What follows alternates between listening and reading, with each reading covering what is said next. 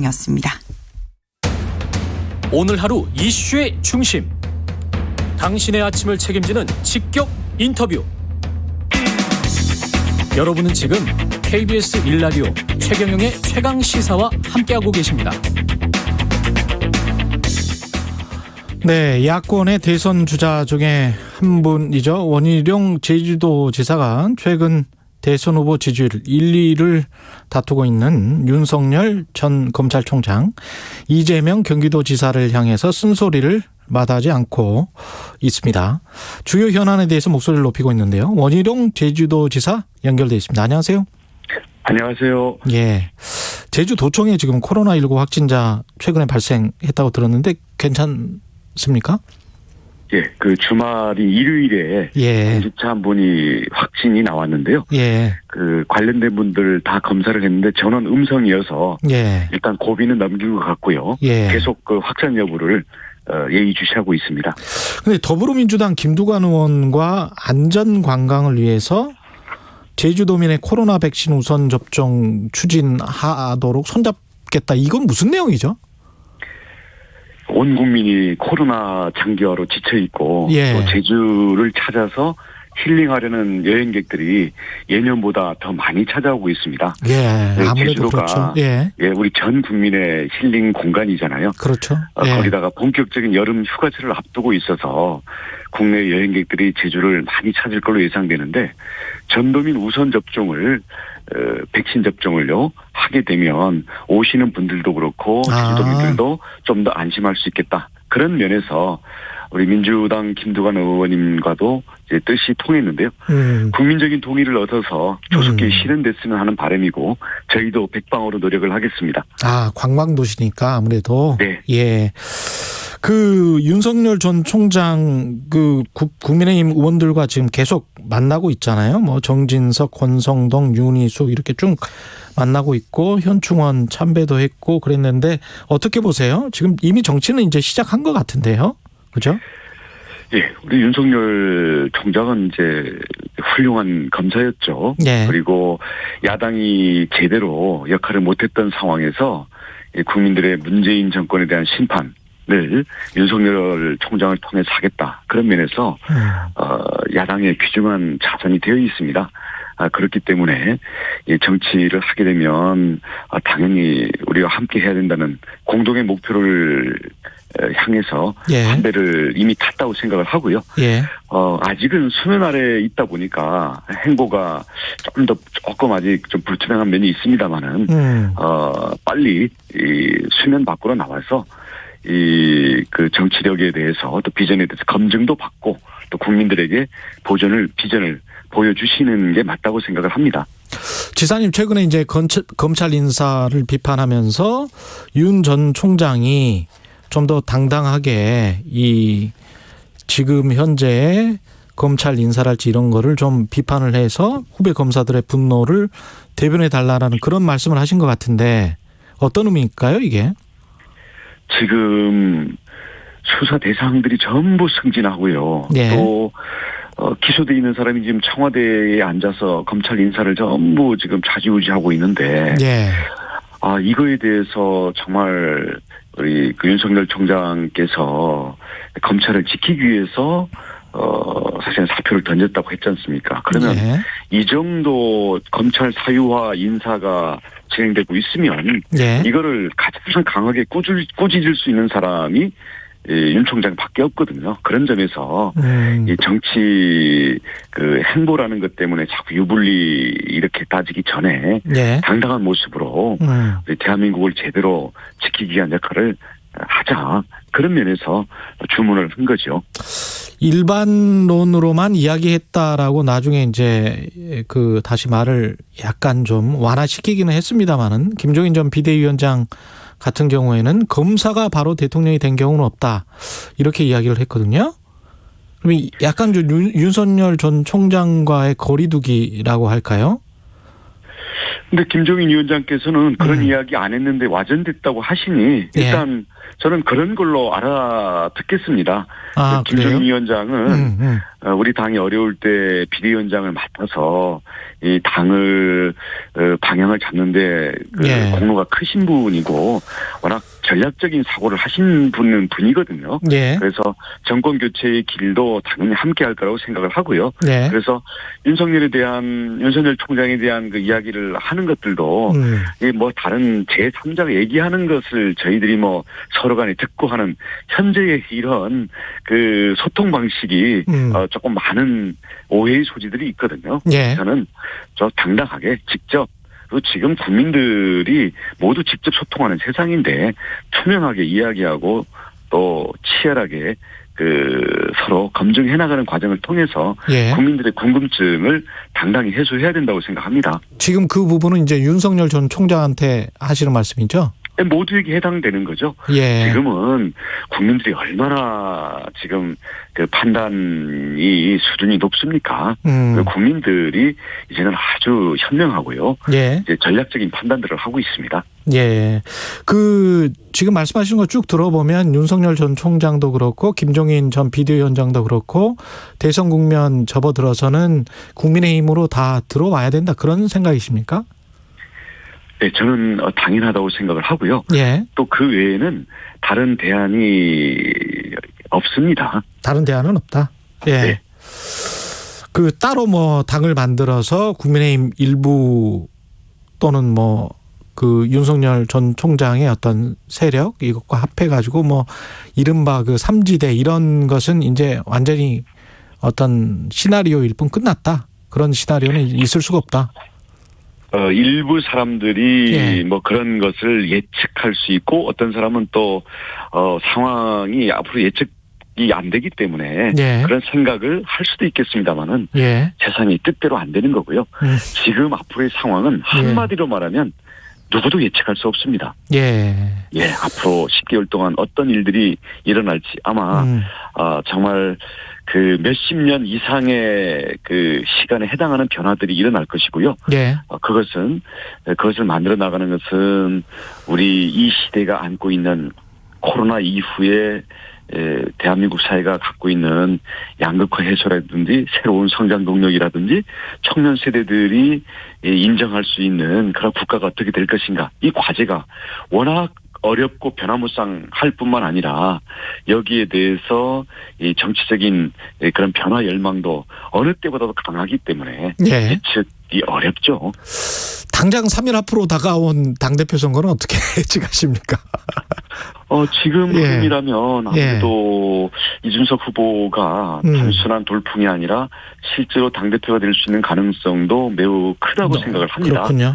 그만큼 이 국민의힘이 변화해서 반드시 정권 교체를 하라는 민심의 변화 요구가 강하고요. 특히 20대 30대의 젊은 세대들의 젊은 정치적 욕구가 강렬하게 표출되고 있기 때문에 어느 때보다도 현실적인 가능성이 높다고 보여집니다만은 그와 아울러서 젊은 당대표에 대한 걱정도 당내에서 또 강하게 나오는 것도 사실이에요. 저는 또 그런 우려 또한 진정성에서 나오는 것이기 때문에 뭐 이준석 후보가 되든 다른 후보가 되든 새로운 당대표와 지도부는 변화의 욕구와 모두가 하나가 되어서 정권 교체를 위해서 큰 단합을 해야 된다라는 그 두 가지 욕구를 정말 진정성 있고 충실하게 거기에 봉사를 해야 국민들의 민심을 계속 얻을 수 있다. 그렇게 보여집니다. 또 그런 능력과 그런 여건이 물론 어려움은 있겠습니다만 우리 당에 충분히 있고요. 그런 면에서 국민이 변했고 따라서 이번에 당이 변할 거고요. 이 변화한 당이 정권까지 교체할 것이라고 저는 확신을 합니다. 대중적 관심도 높고 흥행에는 성공을 했습니다마는 어떤 계파 논쟁, 그다음에 서로에 대한 비방, 그다음에 신구 세대의 갈등 이것도 조금 좀 드러났어요. 이게 지금 전당대회 끝나고 나서 잘 치유가 될까요? 이 도도한 변화의 흐름이 가다 보면 파도도 치고 물방울도 튀는 건데요. 선거 때마다 뭐 상대에 대한 그 경쟁 속에 치열해지다 보면 일부 뭐 그런 게 나올 수는 있는데 지금 정도의 뭐 네거티브가 뭐 저는 큰 영향도 안 줄 거라고 생각을 하지만 예. 도도한 변화의 흐름 안에서 그 상처는 예. 저는 쉽게 아물 거라고 생각을 합니다. 그리고 또 이것을 다 아우르는 역할을 해야 되고요. 저를 비롯한 모든 사람들이 당이 다시 수습해서 한 방향으로 정권 교체 큰 길로 가고 젊은 세대들이 인정할 수 있는 당으로 변화시키는데 모두 노력을 할 거기 때문에 큰 문제가 안 된다고 봅니다. 이준석 후보가 원희룡 지사님 향해서 우리 당에서 가장 개혁적이며 젊은 정치를 주도했다. 훌륭한 대선 주자다. 이렇게 평가를 했거든요. 좋게 봐준 것은 감사한 일이고요. 제가 2000년에 그때 36살로 초선 의원이 되고 2004년 40살 때 그때 박근혜 당대표 때 최고위원 도전해서 그때 2위로 당선된 적도 있거든요. 예. 당대표는 아니었지만 예. 그런 면에서는 원조 개혁 소장파로서 언제든지 이 젊은 정치인들과 이준석 후보를 비롯한 이 젊은 정치가 당을 바꿔야 된다라는 데서 늘 앞장서왔고 응원하는 입장이기 때문에 예. 이런 흐름 속에서 저도 더 변화해서 젊은 세대들과 함께 호흡할 수 있도록 더욱 분발하겠습니다. 이준석 후보는 자신이 당대표가 되면은 선거대책위원장으로 김종인 전 위원장을 영입하겠다 이렇게 이야기를 했는데 여기는 동의하십니까? 이제 당대표가 되면요. 예. 혼자서 끌고 나가는 게 아니라 예. 본인이 주장했던 것 또 다른 경쟁 후보들이 내놨던 좋은 여러 가지 구상들을 다 아울러서 이 당대표는 스타로서 끝나는 게 아니라 리더해야 되거든요. 예. 리더는 다른 사람들과 함께하고 하나로 모아나간다는 게 어쩌면 더 새로운 시험대와 새로운 과제를 안게 되는 겁니다. 예. 그래서 이 전당대회 과정에서 이야기했던 것들은 어떻게 보면 다 잊어먹고요. 새롭게 논의를 해서 모두가 함께 할 수 있는 방향으로 새롭게 논의들을 해가야 된다고 생각을 합니다. 지금 말씀하시는 거 들어보니까 약간 좀 김종인 전 비대위원장이 국민의힘으로 안 들어올 수도 있다는 것을 염두에 두고 말씀하시는 것 같기도 하고요. 저는 개인적으로는 김종인 위원장과 20년 넘게 모든 문제를 놓고 토론을 해온 사이이기 때문에 예. 앞으로 어떻게 정권 교체를 위해서 국민의힘이 가야 될지에 대해서도 언제든지 자문도 구하고 정말 중요한 역할을 하실 수 있도록 하겠습니다마는 예. 현재 이 새로운 당 대표가 뽑히게 되면 당 지도부를 어떻게 구성할지에 대해서는 어떤 특정한 것을 확정해 놓고 하기보다는 좀 더 열린 토론을 통해서 중지를 모아나가자. 네. 그런 원칙론을 강조하는 입장인 겁니다. 예, 알겠습니다. 그 이재명 경기도지사의 기본소득과 관련해서 페이스북에 아주 세게 쓰셨더라고요. 개념도 모르면서 이재명 지사가 기본소득을 고집하는 것은 청년과 서민의 좌절을 먹고 사는 기생충과 뭐가 다른지. 이거 거의 포스트 코로나 이후에 양극화가 더 가속화될 것이고 우리 청년을 포함한 우리 사회의 경제적인 약자들을 위한 정책이 매우 절실하죠. 그런데 그러한 정책들은 실현 가능하고 지속 가능해야지. 지금 이재명 지사가 얘기하는 무차별 기본소득은요. 재원도 없으면서 재원을 쓴 효과가 모든 국민들에게 n분의 1로 돈 현금을 뿌려주고 끝나는 거거든요. 이런 게 아니라 실질적으로 일자리를 만들고 새로운 성장 동력을 만들기 위한 그런 재정 투여를 고민을 해야 되는데 지금 그런 점에 대해서는 동떨어진 상태에서 선동만 하고 있거든요. 그래서 돈을 줄 테니 표를 달라 이런 돈표식의 포퓰리즘은 안 되고요. 특히 제가 좀 거칠게 비판을 하는 이유는 예를 들어서 그 아부히지트 그 바레지라는 노벨 그 경제학상 수상자가 우리나라처럼 복지 제도가 갖추어지고 국민들의 복지 수요를 파악할 수 있는 나라는 기본소득을 하면 안 된다. 오히려 인도나 저 아프리카 개발도상국 같이 기본 복지나 국민들에 대한 통계조차 없는 나라들은 기본소득으로 뿌려주는 게 절대 빈곤을 넘어서기 위해서 의미도 있을 수 있겠다. 이런 식으로 쓴 거를 책도 안 읽어보고 노벨 경제상 수상자가 맞냐 이런 식으로 주장을 했는데 우선 이게 제대로 파악도 안 하고 주장을 하는 것도 저는 참 기가 차지만요. 막상 이게 여러 사람들이 지적을 하니까 이제는 우리나라가 후진국이기 때문에 기본소득 할 수 있다 그러면서 또 왜곡된 주장을 하거든요.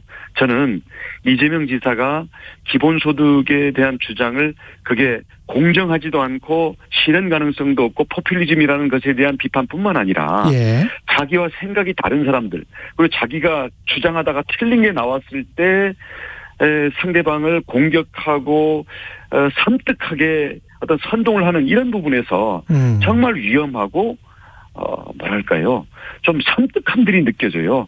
자기와 다른 생각들을 하는 사람들을 핍박하고 공격해서 몰고 나가는 게 민주적 리더십, 민주사회의 리더십과는 전혀 맞지가 않고 특히 나와 다른 생각을 가진 많은 전문가들과 다른 정치 파트너들을 하나로 화합시켜 나가는 데 있어가지고는 정반대로 매우 섬뜩한 인품을 갖고 있는 사람이 아닌가 이런 느낌 알겠습니다. 때문에 제가 가만히 있을 수가 없는 거예요. 알겠습니다. 이것과 관련해서 또 이재명 지사 입장을 좀 들어봐야 되겠습니다. 오늘 말씀 잘 들었고요. 원희룡 제주도지사와 이야기 나눴습니다. 고맙습니다. 감사합니다. KBS 1라디오 최경영의 최강시사 1부는 여기까지입니다. KBS 라디오 청취자 여러분 안녕하세요.